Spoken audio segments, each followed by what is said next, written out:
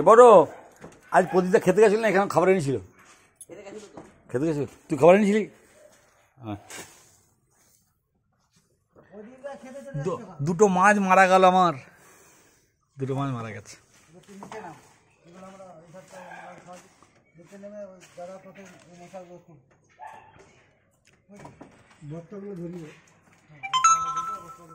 কত ঘুরে আসে একটু।